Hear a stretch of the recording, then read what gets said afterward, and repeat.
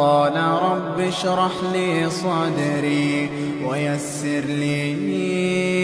أمري واحلل عقدة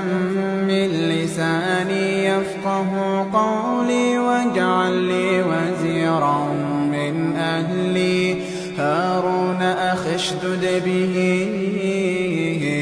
أزري وأشركه في أمري كي نسبحك كثيرا ونذكرك كثيرا إنك كنت بنا بصيرا. قال قد أوتيت سؤلك يا موسى ولقد مننا عليك مرة أخرى إذ أوحينا إلى ما